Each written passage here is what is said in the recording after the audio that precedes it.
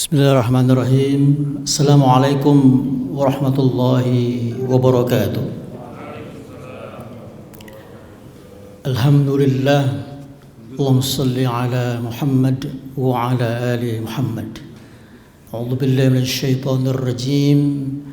Qul hal alladhina ya'lamuna Qul hal yastawi alladhina ya'lamuna walladzina la ya'lamun innama yatadzakkaru ulul albab. Adakah sama orang-orang yang mengetahui dan orang-orang yang tidak mengetahui? Sebenarnya hanyalah orang-orang yang berakal sehat yang dapat menerima pelajaran. Al-Quran surah Az-Zumar ayat yang ke-9. Sadaqallahul azim. Allahumma arhamna bil Quran wa ba'd. Kaum muslimin jamaah salat zuhur yang dimuliakan Allah Subhanahu wa taala. Aspek komunikasi ini hampir menyelimuti seluruh peri kehidupan kita ya. Tapi sekaligus aspek kecakapan komunikasi ini paling banyak diremehkan ya. Bahkan dianggap enteng ya. Tidak kurang misalnya surveinya Asosiasi Rumah Sakit Swasta seluruh Indonesia mengatakan 73% dokter kurang bagus komunikasinya. Itu dibuktikan oleh kasusnya Undip ya. Program pendidikan dokter spesialis penuh dengan bully ya. Padahal orang-orang cerdas. Jadi orang cerdas tidak otomatis efektif komunikasinya. Di dunia bisnis juga begitu ya. Ada namanya toksik, lingkungan toksik. Bahkan di Tengarai ada ego sektoral ya, ego divisi. Udah nggak usah bagi-bagi pekerjaan kepada mereka. Kita cari datanya susah, jangan dibagi-bagi. Jadi itu toksik. Nah, saya ingin berbagi perspektif hadirin sekalian tentang bagaimana caranya supaya suasana lingkungan kerja kita itu nyaman ya. Bisa juga nanti dipakai dalam kondisi rumah tangga ataupun dimanapun kita berada. Jadi upaya kecakapan komunikasi untuk menghadirkan suasana kerja yang jauh dari toksik. Kalau lingkungan kerjanya toksik, beracun, tidak menyenangkan, suksesnya juga sukses toksik ya. Sampai-sampai anak SD itu ikut-ikutan nggak menghargai kecakapan komunikasi. Kalau kita tanya, tadi di sekolah belajar apa? Wah, nggak tahu kok tanya saya. Gitu ya. Jadi mungkin kita udah tahu ya. Itu sampai elit aja udah ngajarin betapa kurang efektifnya elit-elit kita ngajarin anak-anak untuk berkomunikasi ya. Sampai-sampai guru SD bisa dilaporkan ke polisi hanya gara-gara salah menangkap senyum siswa ya. Siswanya senyumnya tulus tapi ditanggapi secara berbeda oleh gurunya ya. Maka pendek kata mudah-mudahan beberapa menit ke depan kita bisa mengambil pelajaran ya, paling tidak sekelumit bagaimana cara menghadirkan lingkungan kerja yang nyaman ya, suasana rumah tangga yang nyaman, bukan gedungnya tetapi atmosfernya ya atau suasananya. Hadirin sekalian, saya ingin mengutip sebentar hasil penelitiannya tentang dampak banjir informasi ya, di tengah pekerjaan kita ini ya. Yang pertama, saking banyaknya informasi tidak berbanding lurus dengan kecepatan kita untuk membacanya. Gitu ya. Betul ya. Betapa kita diserbu email, diserbu pesan-pesan grup WhatsApp ya, sampai-sampai terlewati itu ya. Sehingga kita kehilangan fokus. Nah, orang kalau kehilangan fokus yang esensial dalam pekerjaan membuat kita kehilangan produktivitas. Kalau turun produktivitas maka multitasking itu mengakibatkan kita kerja sana kerja sini, apa aja kita kerjakan tidak ada fokus. Dan yang paling buruk adalah cemas ya. Ada unsur insomnia dan sering menderita kelelahan ataupun burnout ya. Kelelahan mental kerja ya. Ini semua efek daripada banjir informasi ya, sekarang ini sehingga akan mengurangi produktivitas kita. Saya coba tanya sama hadirin sekalian supaya bisa komunikasi bisa dialogis ya. Misalnya, bagaimana perasaan jamaah sekalian siang ini? Dari level 0 sampai 10. 0 itu sangat tidak bahagia sekali. 10 itu sangat amat bahagia sekali. Saya pengen ngecek atmosfer coba. 8, Ustadz final 8. Apakah itu menyangkut status sebagai wakil kepala kantor sehingga 8? Apakah kebahagiaan itu menyangkut status? Ya, rasa. Kalau rektor beda lagi nih ya. Berapa rektor? 10 ya. ITB Bekasi ya, betul. IBM Bekasi. Assalamualaikum Pak Rektor. Saya pernah berkunjung Pak Rektor lagi ke Turki ya. Keliling dunia terus Pak Rektor. Yang 7 ada yang 7. Jabatannya apa? Wah, enggak, bercanda ya. Rasa senang itu tidak tergantung jabatan, betul ya? Tidak tergantung status, hadirin sekalian. Mengapa emosi positif itu penting? Ini ditemukan oleh pakar yang bernama Barbara Fredrickson ya. Dia menemukan sebuah teori Bapak Ibu sekalian. Harganya itu kalau dikurskan sekarang 1 miliar. Jadi dia melakukan riset penelitian dan temuannya itu dihargai $100.000 oleh komunitas pakar ya di Amerika Serikat. $100.000 atau 1 miliar. Temuannya ini. Ini temuannya Bapak Ibu sekalian. Jadi maksud saya kalau ada temuan pakar yang luar biasa dahsyatnya membentuk kita makin produktif, kenapa nggak kita pakai? Teori itu bukan soal benar ataupun salah, bukan truthfulness-nya, tetapi usefulness-nya. Saya ulangi, teori itu siapapun penemunya, dari manapun asalnya, bukan persoalan benar dan salah, tapi persoalannya adalah kebermanfaatannya, gitu ya. Maka nggak ada teori yang kadaluarsa. Sepanjang dia punya kebermanfaatan untuk kualitas hidup manusia, ya teori itu tetap diakui. Ya. Ini misalnya. Coba Bapak Ibu jamaah sekalian rasakan bedanya antara emosi positif dan emosi negatif.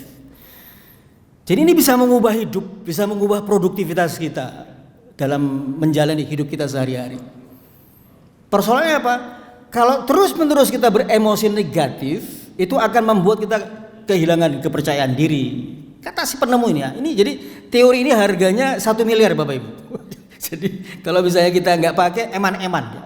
Mubazir, sayang-sayang. Jadi itu bedanya antara orang yang tahu dengan yang tidak tahu di surah Az-Zumar tadi. Hanya orang yang berpikiran waraslah yang mampu mengambil pelajaran. Bandingkan dengan kalau emosi kita selalu positif. Ya bukan selalu, sesering mungkin gitu ya. Karena nggak mungkin selalu positif, tapi pasti ada negatifnya karena sedih juga berlangsung terus. Kepercayaan diri lebih besar. Kepercayaan diri lebih besar. Apapun yang kita lakukan merasa pede untuk selesai. Yang kedua, terbuka jalan untuk mempertimbangkan tindakan-tindakan baru. Jalan keluar itu selalu menganga di depan kita. Ketimbang emosi negatif ya, minim motivasi ya, bahasa anak-anaknya mager gitu ya, malas bergerak. Yang ketiga, kemampuan untuk meninggalkan ini dia nih, zona nyaman Bapak Ibu sekalian. Ada seorang kawan rutinitasnya 30 tahun Bapak Ibu sekalian ya, menjadi dosen di sebuah kampus. Saya ingat masih semester 1 saya mengajar, masih dapat setengah semester gitu. Dalam situasi rapat, saya dalam kategori dibully ya, dibully oleh dosen yang sudah mengajar 30 tahun katanya.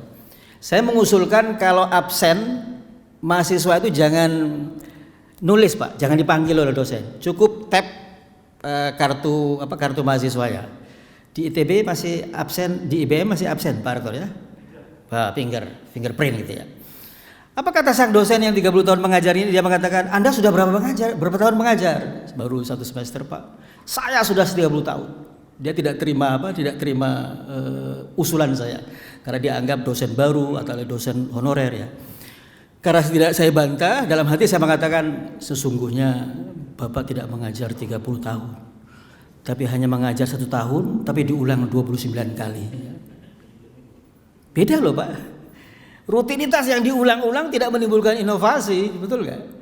Kalau dia 30 tahun mengajar, maka akan ada inovasi. Bahan-bahan ajarannya, kontennya akan ada perbaikan. Tidak itu saja ya. Caranya pun begitu. Dan dia akan lebih bijak dan bisa keluar dari zona nyaman. Itu kalau emosi orang positif ya. Yang ketiga, kalau emosi negatif enggan menghadapi tantangan baru Pak. Atau stay di zona nyaman ya. Pokoknya di situ saja. Yang keempat, kalau orang sesering mungkin emosi positif itu ruang emosionalnya lebih besar ya. Ruang emosional lebih besar untuk tetap gigih. Nah, ini pantang mundur. Ini untuk mahasiswa-mahasiswa, untuk anak-anak kita yang putra-putri bagus diajarkan untuk selalu punya emosi positif ya. Yang keempat, hilangnya kegigihan kalau emosinya negatif ya. Ide-ide yang lebih baik dan kreatif meningkat. Ya. Bapak Ibu kalau biasanya ke kamar mandi kan suasana itu santai, suasananya lapang gitu ya. Enak untuk dipakai nyanyi gitu ya, walaupun suaranya parau ya. Karena atmosfer ketakutan itu, ketegangan, kecemasan, nggak akan muncul ide-ide baru. Ide-ide segar itu hanya muncul di atmosfer positif ya. Kalau kita googling atmosfer kerjanya teman-teman kita di Google di Silicon Valley itu, ada yang tidur-tiduran ya, ada yang baring-baring, ada yang main pingpong ya. Dibuat sedemikian rupa supaya muncul ide-ide baru. Yang terakhir, aksesnya itu ke emosi-emosi itu lebih mudah kalau emosi kita sering positif ya. Kemudian yang kelima, cenderung mengundang pikiran-pikiran negatif lainnya. Nggak usah jauh-jauh, contohnya gini. Ini ilustrasi skema saja ya. Seorang suami misalnya keluar kota ya, lalu istrinya di rumah sama anak-anaknya. Kalau dia punya perasaan negatif, katakanlah cemburu dalam tanda kutip, dia akan berulang-ulang nelpon rumah ya. Mama di mana? Di rumah apa? Benar. Coba tes. Bunyiin coba blendernya. Bunyiin. Oh iya betul. Nyaman sudah ya. Hari kedua telepon lagi. Di mana, Pak? Di rumah. Lagi masak ya. Coba bunyiin blendernya. Bunyi lagi. Karena si suami penasaran, maka dia pulang ke rumah secepatnya, tidak sesuai dengan jadwal. Dia jumpai cuma anaknya yang tertua, yang sudah SMA. Mama mana? Udah 2 hari nggak pulang Pak, bawa blender terus. Apa artinya? Memang kalau emosi orang itu dihinggapi emosi negatif, itu menular kemana-mana sehingga tidak produktif gitu, Bapak Ibu sekalian ya. Bahkan cenderung menyalahkan orang lain. Saya kasih contoh, ilustrasi lagi. Jadi satu ketika ada seorang pasien berobat ke dokter. Dok, saya mengeluh ini. Kata dokternya, baik Bu, saya sudah menemukan akar penyakit Ibu. Terima kasih dok. Ini saya bikin dengan resep dan tolong resep ini untuk tetangga ibu. Kata sang pasien, alhamdulillah. Nasihat dokter inilah yang menenangkan hati saya. Saya tanya Bapak Ibu sekalian jamaah, jawaban ibu dan dokter ini make sense gak?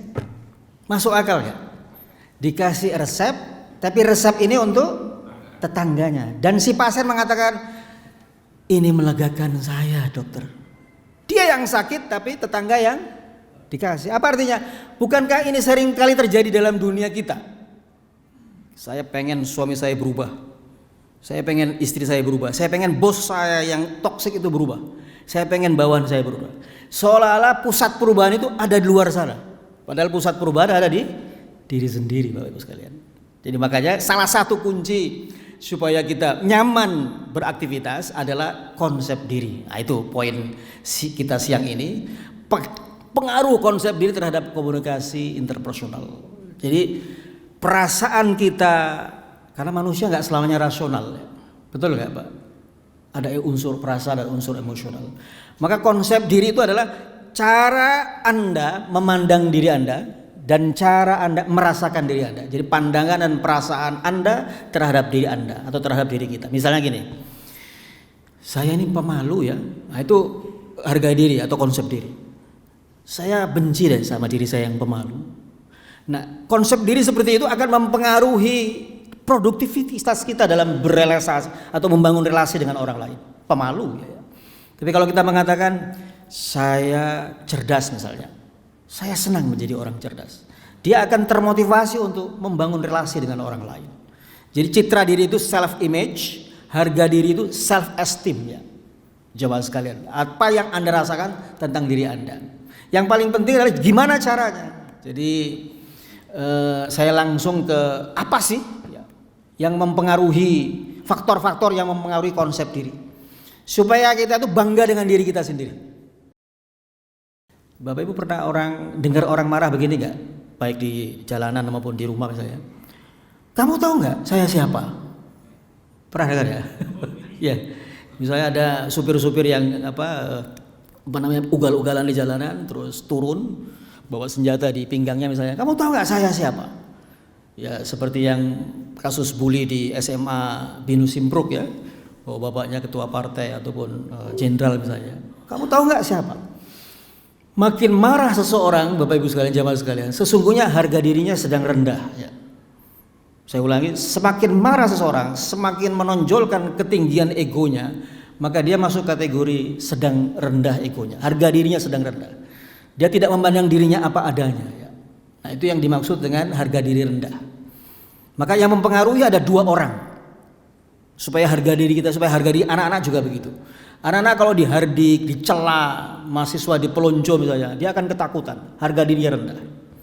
Dia tidak akan berkembang. Kenapa? Diciutkan oleh orang-orang sekitar. Siapa yang paling menciutkan? Biasanya orang tua. Significant others kalau istilah teknisnya ya. Ataupun affective others, idola, tokoh idola kita, kemudian teman kita, itu bisa mempengaruhi kita. Yang kedua, kelompok rujukan. Ini penting buat kita yang warga Muhammadiyah. Reference group. Kita akan mencocokkan perilaku kita dengan status kelompok rujukan kita, Muhammadiyah. Apa saja, ada buku kecil judulnya apa Ustadz Agus saya, apa judul buku kecil itu? Pedoman Perilaku Islami, Kehidupan Islami Muhammadiyah. Itu. Betul. Itu harus dimiliki. Itu namanya reference group. Kelompok besar Muhammadiyah inilah yang menjadi rujukan bagi warga Muhammadiyah. Nah itu yang mempengaruhi harga diri. Jadi kalau kita kemana-mana mengaku bahwa Anda aktif di Muhammadiyah, ya saya aktif. Tapi kalau orang harga diri rendah, Anda aktif di mana? Saya di ini apa ya? Jadi ragu-ragu menjawab. Jadi tidak ada kebanggaan untuk mengaku bahwa dia sedang aktif di Muhammadiyah misalnya. Jadi faktor-faktor yang mempengaruhi konsep diri itu penting karena dia akan menentukan apakah kualitas komunikasinya, kualitas dia menghadirkan suasana nyaman di tempatnya bekerja itu akan enak untuk dijalani atau tidak. Jadi konsep diri dulu harus dibangun. Mood yang baik. Mungkin ini slide saya yang terakhir, Bapak Ibu sekalian, bahwa komunikasi itu akan konstruktif tergantung mood. Mood itu emosi atau suasana emosional yang bertahan lama. Kalau emosi datang dan pergi. Saya ulangi, emosi itu datang dan pergi. Pernah kita mengalami mungkin pagi-pagi kita enak keluar dari rumah. Tapi tiba-tiba ada orang nyalip tiba-tiba gitu ya. Tidak pakai klakson, tidak pakai tanda-tanda. Kita terhenyak, terkejut sehingga kita mengatakan dengan kata-kata yang seronok misalnya ya. Mood kita langsung rendah lagi, turun lagi ya. Ya apa istilahnya itu menjadi labil lagi ya. Jadi mood itu datang dan pergi dan sifatnya sementara. Dan mood inilah yang membuat kita bisa membuat nyaman suasana lingkungan kerja. Mood yang baik menentukan terbangunnya aliran komunikasi. Kalau mood baik, pesan-pesannya enak. Betul nggak Pak ya? Tapi sementara kalau moodnya buruk, suasana batin buruk, maka kata-kata yang keluar juga akan buruk ya. Jadi lihatlah orang yang sementara moodnya rendah sekali, dia akan mengeluarkan kata-kata yang menyakitkan dan menusuk perasaan kita. Jadi Bapak Ibu sekalian, kesimpulannya suasana kerja yang nyaman yang kita habiskan separuh umur kalau tidak salah di tempat kerja ya. Misalnya Ustadz Zainal sudah berapa usia, berapa umur, berapa lama menghabiskan di Muhammadiyah? 25 tahun ya.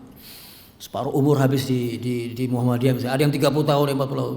Eman-eman kalau kita menikmati kerja tidak senyaman orang yang naik taksi. Argo, musim argo dulu ya. Kalau misalnya taksi hanya ngeliatin argo melulu ya. Ini gede nih keluarannya nih ya. Kayak tinggi nih. Kanan kiri tidak dinikmatin Bapak Ibu. Padahal betapa pekerjaan itu kan menyita usia dan menyita umur kita. Sehingga eman-eman kalau kita bekerja tanpa menghadirkan suasana yang nyaman. Maka proses maupun sampai di tujuan sama pentingnya. Jadi saya ulangi, proses dan sampai di tujuan sama pentingnya. Harus dinikmatin ya. Sehingga itulah yang mengeluarkan kita dari toksik ya, lingkungan toksik tadi ya. Suasana yang saling sikut, saling jegal, saling istilahnya menggosip ria gitu ya. Yang terakhir sekali Bapak Ibu sekalian, bahwa dalam riset dan dalam pengalaman fakta sehari-hari, keputusan seseorang itu, ini saya buatkan tadi ada, jadi sebentar. Ini terakhir banget, pilihan keputusan apapun dalam hidup itu selalu 3 Bapak Ibu sekalian. Yang pertama, Anda bisa memilih sesuatu yang terasa enak, itu perintah badan ya, perintah tubuh. Keputusan apapun yang Anda pilih dalam hidup selalu terpilih 3 ini, hadir 3 ini. Yang pertama, Anda bisa memilih sesuatu yang terasa enak.